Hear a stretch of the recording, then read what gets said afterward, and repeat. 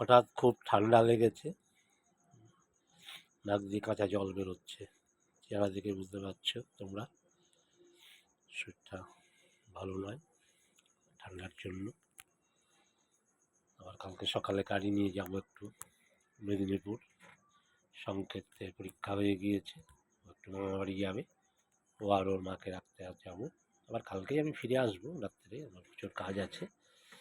তাই যাই হোক, শরীরটা ভালো যাচ্ছে না। আজকে আমি ছোট ছোট দুটো কবিতা পাঠ করবো, নিজেরই লেখা দুটো কবিতা। প্রথম কবিতাটা হলো আধিপত্য। সংসারই হোক, সমাজে হোক, বা যে কোনো জায়গায় দেখবে আধিপত্য শুধু মানুষ নয়, মানুষ, গাছপালা, জীবজগৎ সকলের ভিতরেই আছে আধিপত্য বজায় রাখা। এটা এমনই একটা জিনিস, অটোমেটিক হয়ে যায়।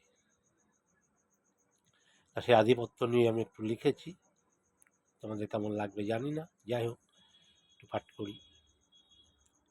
কবিতা আধিপত্য, কলমে সমর কুমার চ্যাটার্জি। বেশিরভাগ মানুষ চায় আধিপত্য, দুর্বলের উপর সবলের, গরিব মানুষের উপর বড় লোকের, ছোটর ওপর বড়র।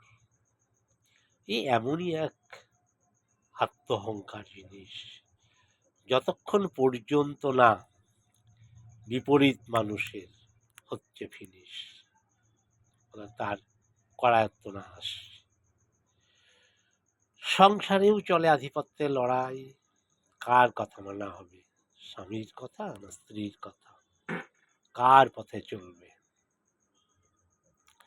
স্বামী যদি নরম হয়, স্ত্রীর হবে আধিপত্য, তার কথাতেই চলতে হবে, না হলেই মত্ত। স্বামীরা চায় স্ত্রীর ভালোবাসা, ভালো তার ব্যবহার, সংসারের উপর থাক তার আধিপত্য, সেটি ভালোবেসে বাহার। শুধু মানুষ নয়, আর আধিপত্য করতে বিস্তার, জীবজগৎ, গাছপালা সকলেরই আসে বারবার। গ্রামে কিংবা কোনো শহরে টাকা আছে যার, আধিপত্য বিস্তার করতেই হবে, সেটা যেন তার জন্মগত অধিকার। রাজনীতি হোক আর সমাজনীতি, আধিপত্য বিস্তার করতেই হবে। কিভাবে, কার, কি করে আধিপত্য বজায় থাকবেই। তা যাই হোক, আধিপত্য নিয়ে কবিতাটি তোমাদের কেমন লেগেছে আমার কমেন্ট বক্সে জানিও।